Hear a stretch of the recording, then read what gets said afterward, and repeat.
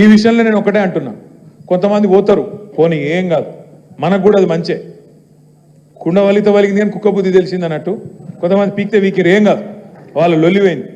అధికారం ఉన్నప్పుడల్లా బెల్లం చుట్టూ ఈగలెక్క తిరిగిన వాళ్ళు, పెద్ద పెద్ద పదవులు చేసిన వాళ్ళు, స్పీకర్ పదవి చేసిన వాళ్ళు, మంత్రి పదవులు చేసిన వాళ్ళు, సిగ్గు లేకుండా ఇవాళ రేవంత్ రెడ్డి చుట్టూ వాళ్ళు ఏమేమి తిట్టిండు వాళ్ళని రేవంత్ రెడ్డి మొత్తం ఉన్నాయి సోషల్ మీడియాలో.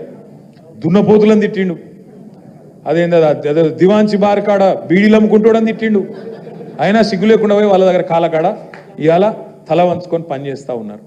ఇంకా నీతి మాలిన రాజకీయం ఏంటంటే, సరే మన ఎమ్మెల్యేల ఇండ్ల చుట్టూ తిరిగి కండువాలు కప్పిండు, ఓ 10 మందిని ఎత్తుకపోయిండు.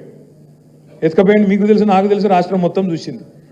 ఇక ఆ రోజేమో రొమ్ము విరుచుకొని మేము అనుకుంటే సిటికెళ్ళేస్తే మొత్తం ఖాళీ అయిపోతుంది, ఆ రోజు తొడలు కొట్టిరు, డైలాగులు కొట్టిరు. కానీ ఏమైంది ఈ మధ్యలో ఆయనత, మన వాళ్ళు కోర్టుకు పోయినారు. కోర్టు ఏం చేసింది, స్పీకర్ గారు నువ్వు తేల్చాలనే వెంటనే వీళ్ళని ఉంచుతావా తీసేస్తావా, మరి చట్టం ప్రకారం అయితే వెంటనే తీసవతల వారేయాలి వీళ్ళను, వెంటనే కడియం శ్రీహరిది, తెల్లం వెంకట్రావుది, అదేవిధంగా దానం నాగేంద్రది వెంటనే రద్దు చేయాలని చెప్పి నిర్ణయం తీసుకోవాలని చెప్పి స్పీకర్ గారికి కోర్టు ఒక ఆర్డర్ ఇచ్చింది. మరి ఏం చేయాలి, వెంటనే ఇక తప్పించుకోవాలి. ఎట్లా తప్పించుకోవాలి, ఎంత సిగ్గులేని మాటలు మాట్లాడుతుండ మంత్రి శ్రీధర్ బాబు, ఏమైనా ఇజ్జత్మానం ఉన్నాడు మాట్లాడతారు అట్లా. వాళ్ళిద్దరు బీఆర్ఎస్లో కొట్టుకోవట్రి, మాకేం సంబంధం మధ్యలో అని అతి తెలివి మాటలు, అతి తెలివి కథలు పడుతున్నారు.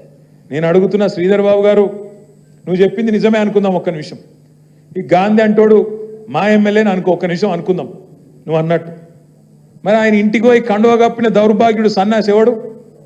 గాంధీ ఇంటికి పోయి కాంగ్రెస్ కండువా కప్పిన సన్నాసి ఎవడు? నీ ముఖ్యమంత్రి కాదా, చిట్టినాయుడు కాదా?